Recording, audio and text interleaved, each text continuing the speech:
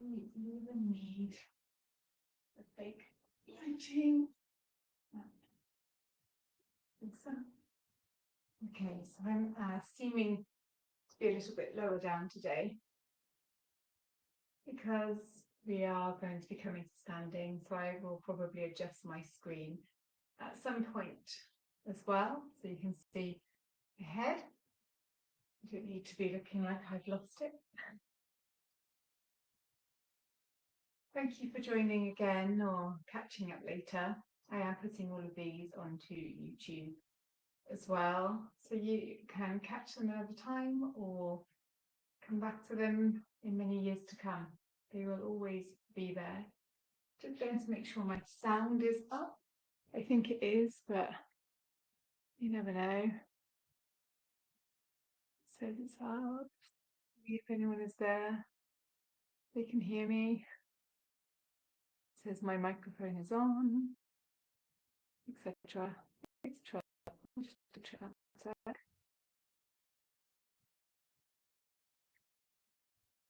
Now the settings want to take forever. Yes, it says currently in use on Google. Okay, perfect. Right then, and now it's me to check my internet connection. It's fine.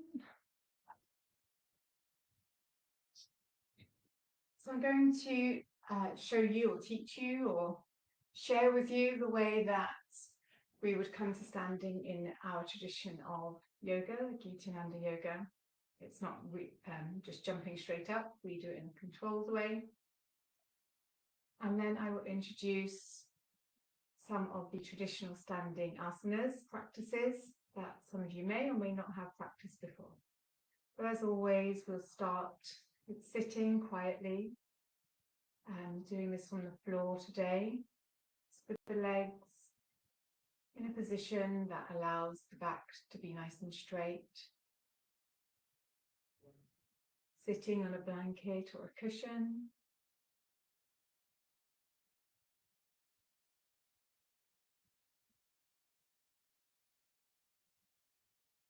Relaxing the shoulders and the jaw.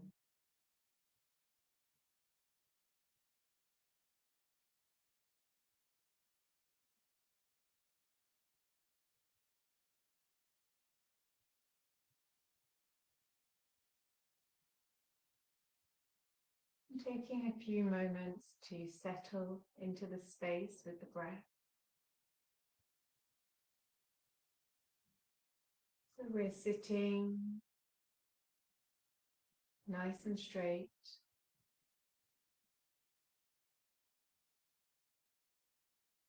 And breathing slowly.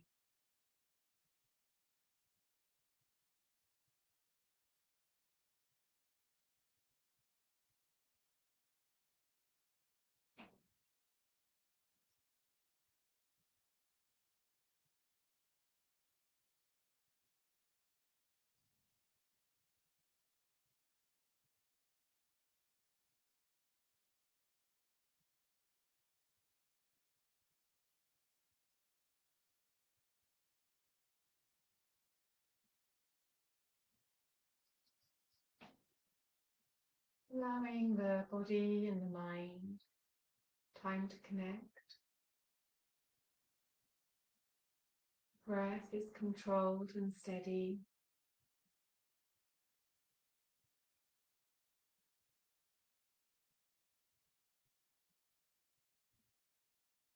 As we bring union to the three, a union of the breath, the mind, and the body.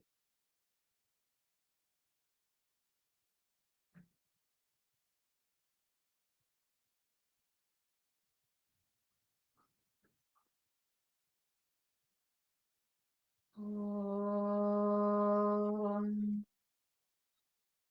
Tatsaram Hariyaya Vignahe Jnana Lingeshwaraya Dhimahi Tanno Guru Prachodayate. Om Yoga Maharishi Dr. Swami Gitananda Giri Giri Maharaj Ki Okay. Just having the hands together and give them a rub, warming the hands, generating some pranic energy into the palms of the hands, feeling that heat, warmth, and placing them over the eyes. Just letting the eyes blink open as you bring the hands down the face, over the cheeks, and onto the neck. And we'll interlace the fingers and breathe in, just stretching up. Keep breathing as we keep that stretch. And then breathe out, stretch forward, hands still interlaced, and then let the fingers go. And just reach forward, keep breathing. Let the head rest down.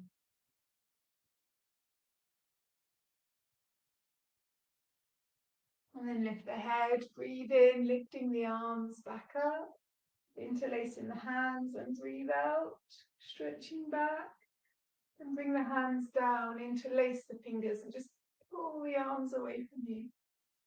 So this time the palms are facing you. And release. Let go of the hands. Roll the shoulders both ways. Shake the head a little. Up and down.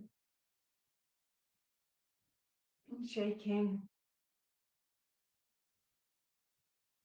And up and down. Lovely. Okay. I'm going to do this from the side view, just so you can see what is going on as I do it.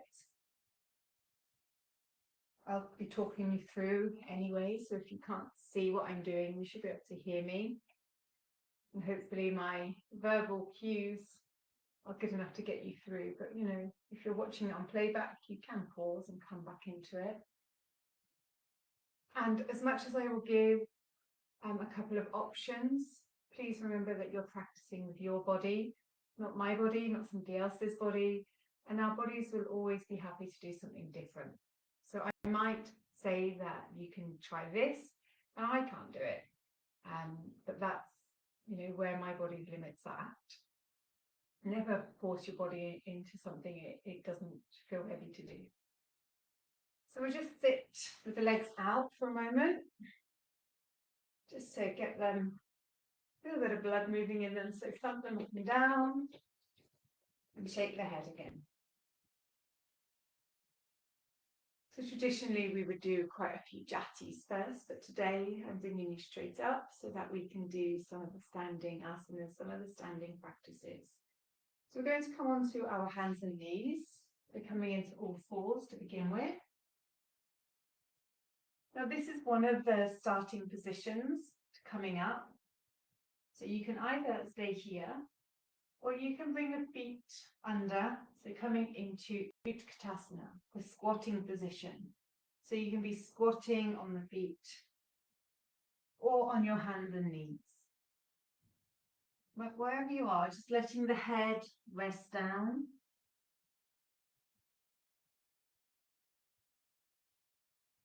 We give the body a moment to adjust. Always being aware of the nervous system and how our movements affect it. We want the hands then slightly forward. You can't see my hands, but they're slightly forward. The arms are a little straighter and they're shoulder width apart. And then we're going to lift up the hips. So as we breathe in, we lift the hip and step the feet back. So we don't step back too far, but our feet are about hip width and the hands are shoulder width. And we're just letting the heels rest down towards the floor. So they might get there, they might not. Don't worry about them getting there or not, just let them work towards the floor. If the knees need to stay bent, let them stay bent. So we come to Meru Asana, let the head look back towards the feet, towards the legs. And just breathe slowly. Breathe deeply. Then we're going to walk the hands and feet together. So you can either walk your hands to your feet to your hands, or a bit of both. So we walk them closer together. We stay in this forward bend and we're going to bounce down. So just bouncing. Takes a nice long stretch down the backs of the legs.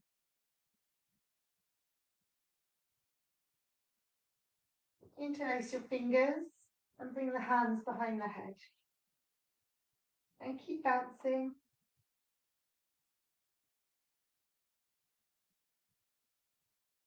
And then release the hands. Bring the hands to the legs and breathe in as you come up to stand. So, I now have no head. I'm going to just adjust that. Just let your body rest for a moment. And you can take some water, have a little bit of water.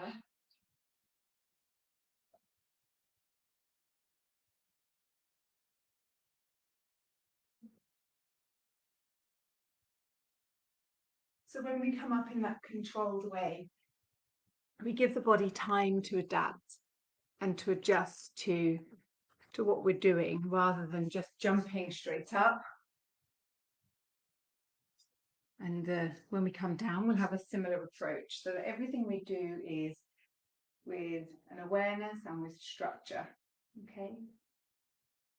So we're going to work through in a moment a forward bend and a couple of other traditional asanas. But before we do that, we'll just have a little bit of shaking out, let go of any tension, anything that's bothering us. I think it's really important to let go of junk every single day. So we'll start by shaking out that right hand, giving it a really good shake. We're only going to have one go at this today. So shake out that right hand, the right side, and then the left. Shake, shake, shake. And the right again. Give it a good stir all the way around. And the left. And the right. Sweeping around your energy field. And the left. Shaking, loosening. And then both hands, giving them a good shake. Shaking out in front. And shaking up above the head. And down. And then to your right side. And your left side. And then have a good shake out all around. So just loosening up, shaking and stirring up that energy. Shake, shake, shake. Stirring. Bring the hands out in front, giving them a good shake. So focusing the mind on anything you need to throw away, anything that's bothering you. Shake the hands so hard you think they might fall off. Shake, shake, shake, shake, shake. Breathe in. Catch all of that tension and we'll throw to the ceiling. And then just let your arms swing.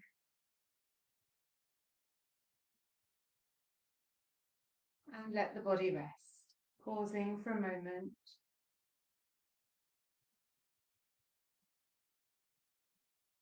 Letting your body rest. And slowing the breath back down.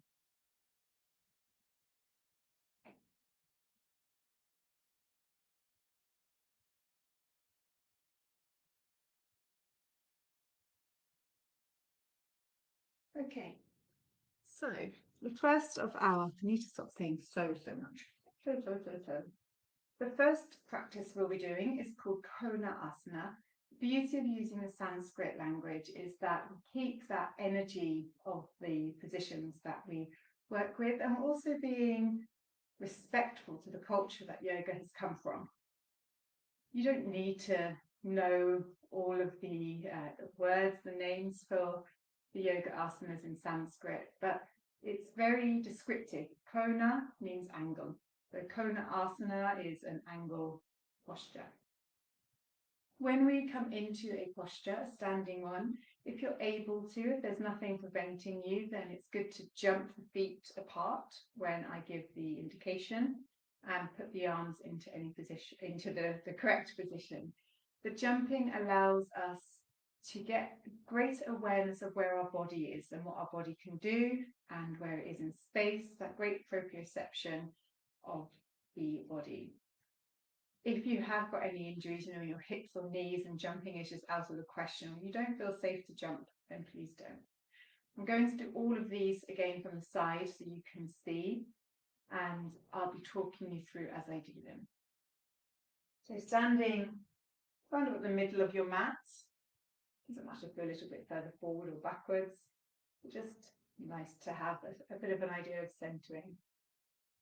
For Kona asana, we are going to jump the feet about hip width apart and take the arms straight up with the palms forward. So jump. So my feet are hip width, remembering that your hips are probably not as wide as you think they are. And the arms are shoulder width. My palms are face forward but stretched up. So we breathe in, stretch up. As you breathe out, bending forward from the hips, keeping the arms in line with the body. When you think you're parallel to the floor, you're going to keep the arms straight and just bring the hands to hold onto the legs. So they're almost acting like that bracket between the wall and a shelf, that straight bracket. The arms shouldn't be bent, nice, long, straight arms. And you can have a little look. It's a bit harder to see. I can see because I've got this camera. But your back, you want it to be parallel to the floor. You might have a natural roundness, and that's okay. You're just working on those hips being at a 90-degree angle. And if you think they're not, come up a little bit. If you think you don't come lower, but immediately I can see I'm not. And your hands are often around about where the knees are. And then we're going to keep the head looking forward. So we keep that length through the spine. If you look down, then we get a natural rounding. We want that straight line through the spine, through the back. And we breathe slowly, deeply, always holding the legs so that we can continue to breathe correctly. A moment.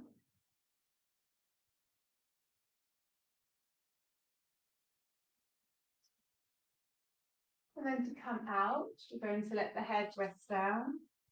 Release the hands, bringing them back in line with the body, softening or bending the knees if you need to. And breathe in as you lift all the way back up. And then jumping or stepping the feet back together and letting the body rest.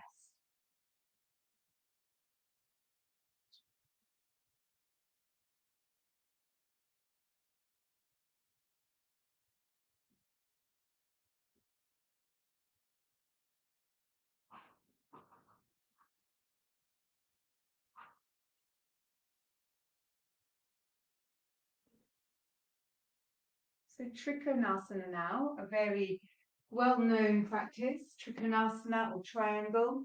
Triko is the three, so three, and Kona, angle. So three angles being created.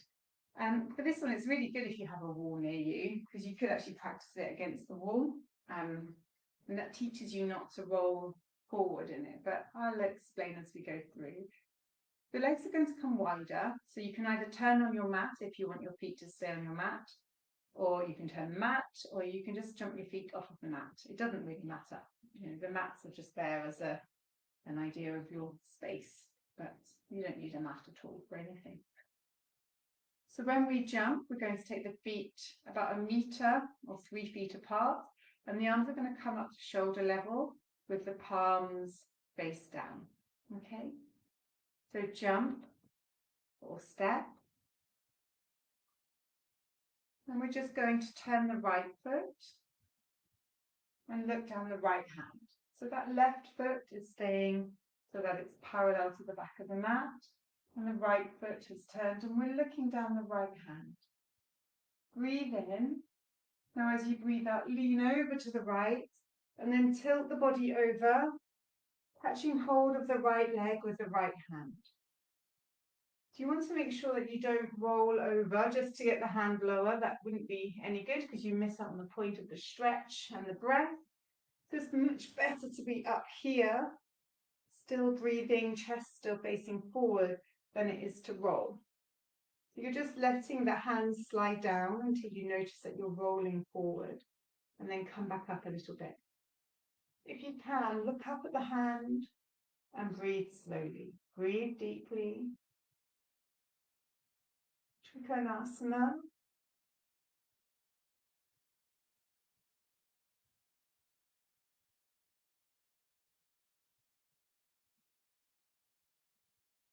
And to come out, we look back down at the foot. Breathe in as we lift the arms up and turn back to center. Let your arms rest for a moment.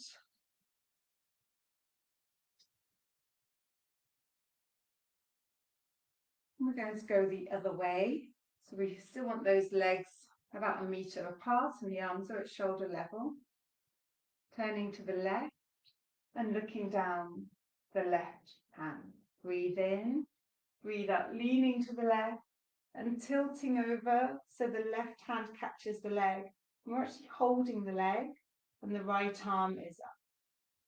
If we let go of the leg, we lose the ability to breathe deeply. So we're having to hold the arm as well. Whereas if you hold the leg, you can practice it, you can play around and notice. Looking up at the hand if you can.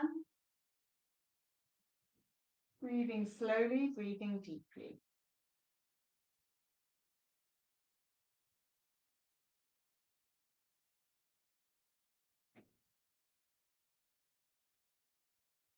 And look down at the foot. Breathe in as you lift back up and come back to center. Step or jump the feet back and let your body rest.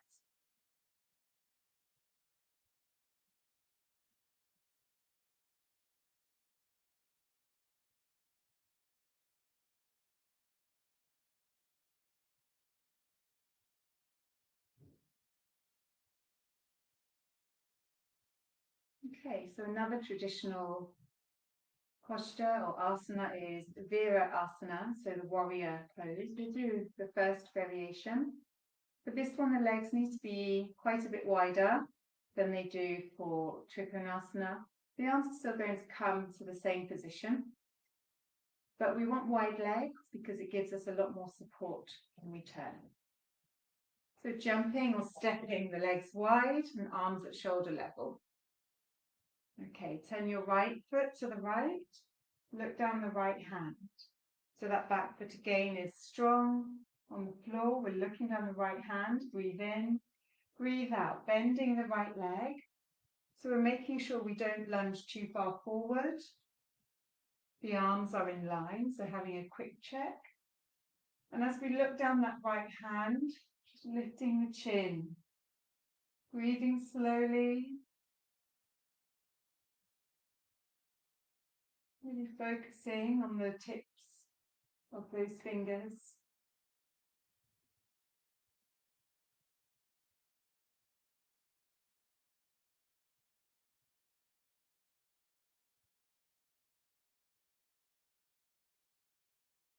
And breathe in, straightening that leg.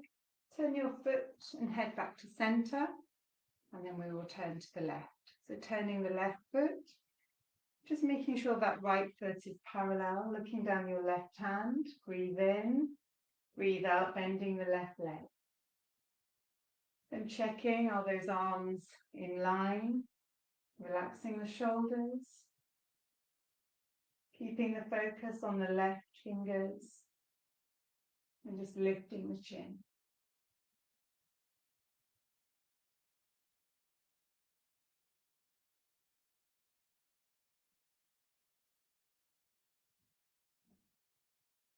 That's Veera asana. So you're keeping the body strong, balanced. You breathe in, straighten the leg and turn to center and jump or step back. Let the body rest.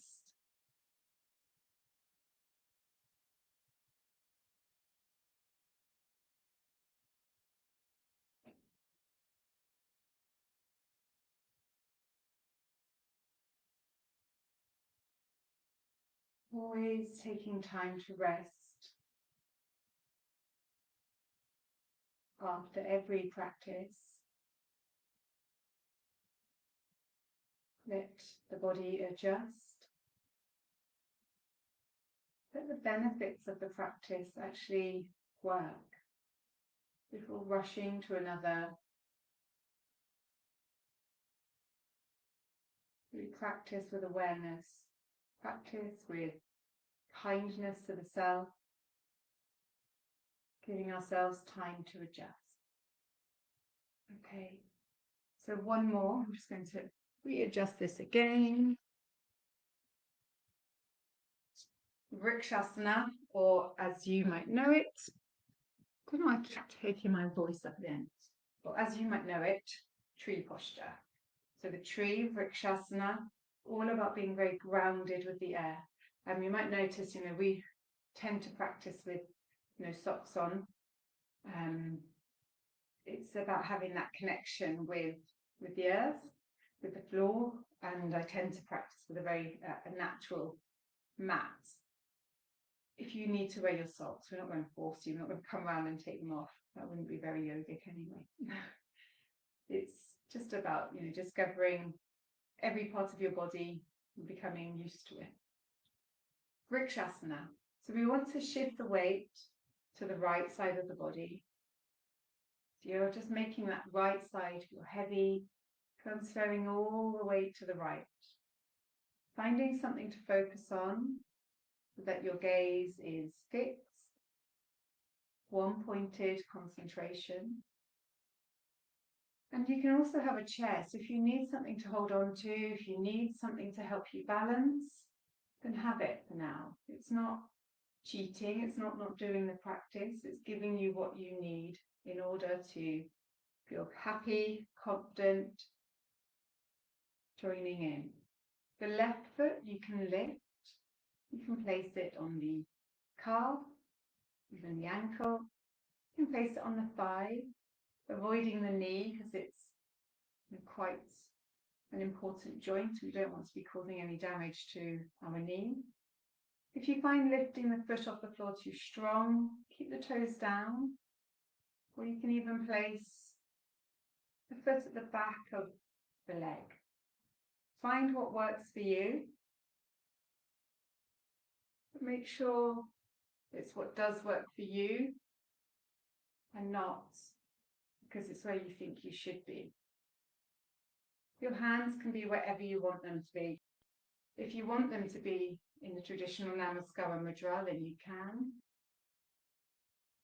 And sometimes your clothes will be too slippery, so you can't have your foot where you want it. Just letting the body find that balance.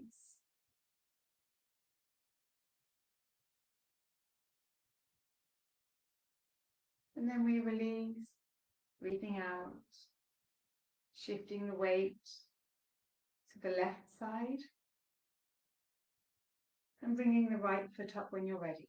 So just avoiding the knee. You can have it on the thigh, the calf, the ankle, keeping the foot down if needed, using a chair to balance, a wall, whatever you need to balance. Keep the eyes open.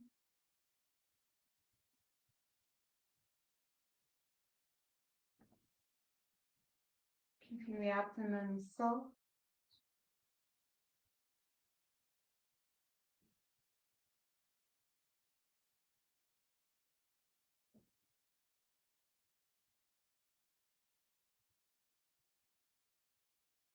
And then release, breathing out.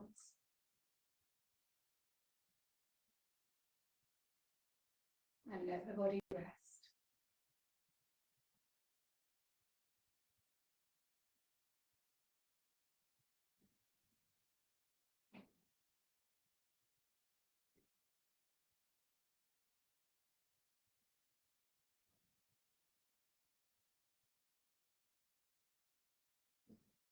So have a bit of water if you have it with you. We often get people to have a bit of water before we come up or come back down. before we make any major movements. Water hydration is incredibly important for everyone anyway. And when you're doing any form of exercise, physical, mental, pranayama, water is what you need. So I shall now get us ready to come down to the floor. Just a bit of readjustment again, so you can see. Okay, so when we start to make our way down to the floor, we're just going to breathe in, take the palms together above the head, turn the palms forward and breathe out as we bring the hands to the floor. So we're bending the knees and coming down to Utkatasana, so into that squatting position. Remembering only come down as far as you can and let the head rest. Give the legs a nice hug if possible. Just enjoying that comfort, that squeeze. And then bringing the knees down to the floor. Heels back, also the feet flat to the floor. Sitting in Vajrasana if you can. Now if you can't, take any comfortable seated position. You need to be able to sit comfortably so that the body can ground itself. So if you're sat and you're feeling pain or sat in Vajrasana and really struggling, the body won't be able to ground itself. And you'll be working harder than is meant to be.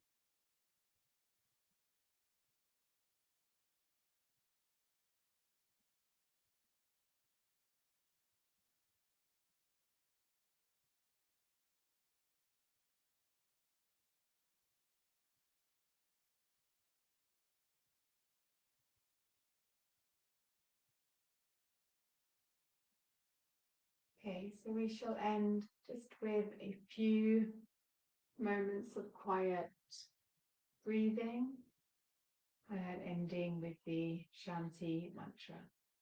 So do make sure you're sitting comfortably, whether that's on a chair, with your back against the wall if needed, just so you can let yourself relax in a seated position for a moment before we end.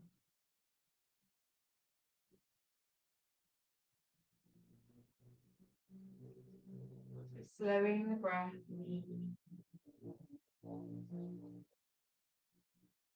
bringing some control to the breath. Having that count of 6 as you breathe in,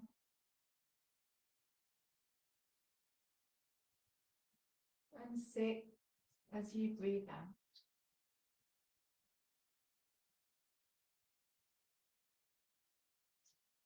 6 in,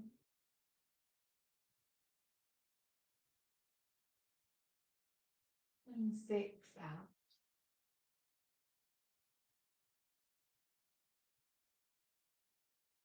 In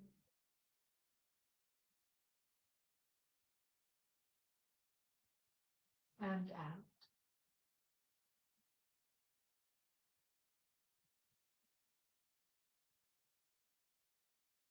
And just keep the rhythm going.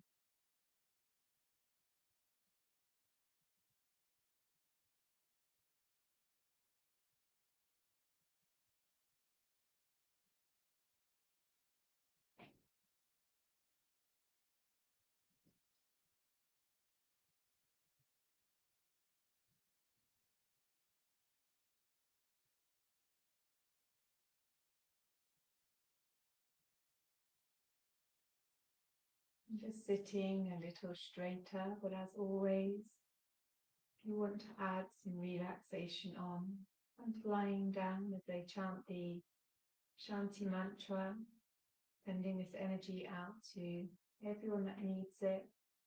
A special focus on my friend Veera today, who's a bit of discomfort, but living with a very positive attitude.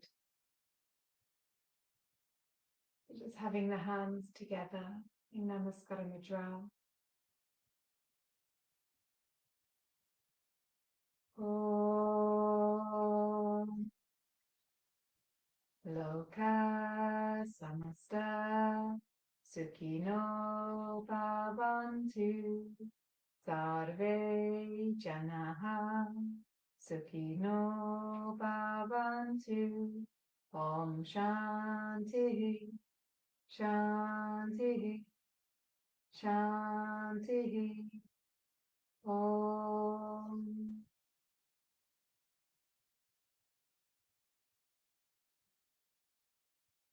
Just rubbing those hands again if you're not lying down, or even if you are lying down.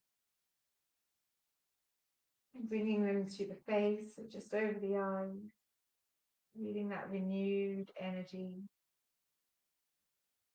And taking them up, this time to the forehead, and just over the top and the back of the head. Bringing the hands down and just coming round. So thank you again. I will one day try and get a 15-minute video. I think that might just be sitting and breathing. Have a lovely week. Take care, and I'll see you all tomorrow. Bye bye.